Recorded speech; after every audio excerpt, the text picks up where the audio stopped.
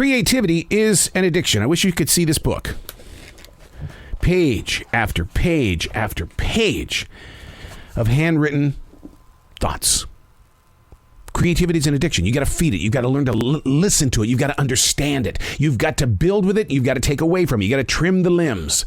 Unplugged, because we will always say yes to creativity. Totally uncut, because we all make mistakes. So turn it into a tool. This is Arroe Unplugged. Waking up on a dreary, wet Monday. Man, it steals from the imagination. Are you in the same boat? When it's raining, do you go, oh man, it's great. Let's go. Let's have some fun. Or do you go, oh, for the love of Pete. I'm a light person.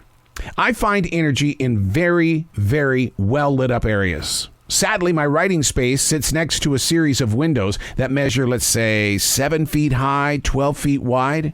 One giant glimpse of a wet forest in South Charlotte, North Carolina. Sure, I could bring down the shades, but I'm sure you're like me. The moment that you bring down the shades, you feel like you're inside some sort of a box, trapped, stolen from reality, disconnected from mentally running out there like wildfire.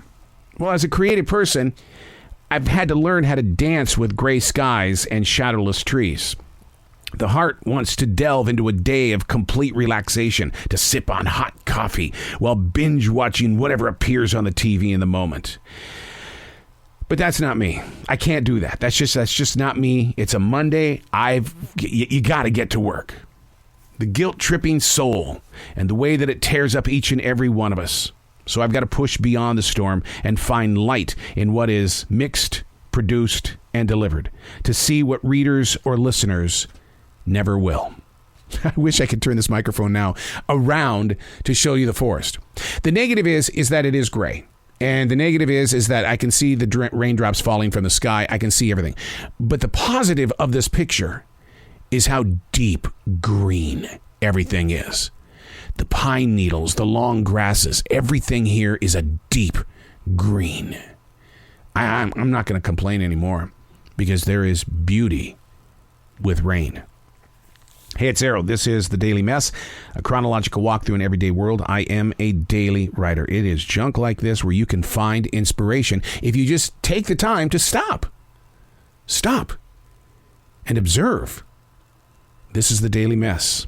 And so, I did it yesterday.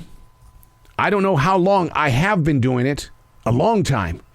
And the reaction from people proved that it was a long time. I removed my COVID-19 mask at the essential job yesterday because I've been on the front line right there in front of people. I mean, people get so freaking close to you. And I removed it.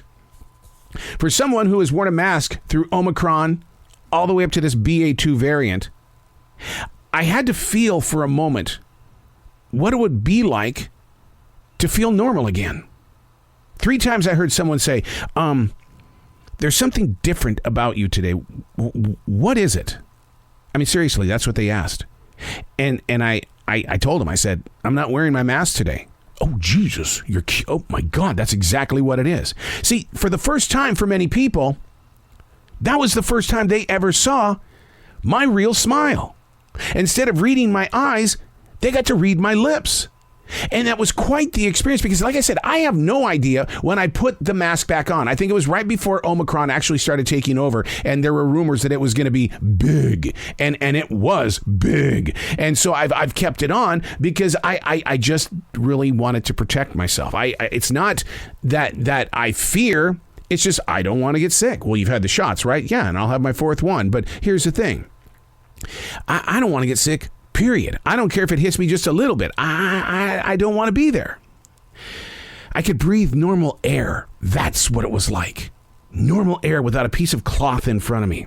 Now, you might be the type of person that said, we don't even need those masks. This is not about you. Okay, so don't even step in here. Not about you.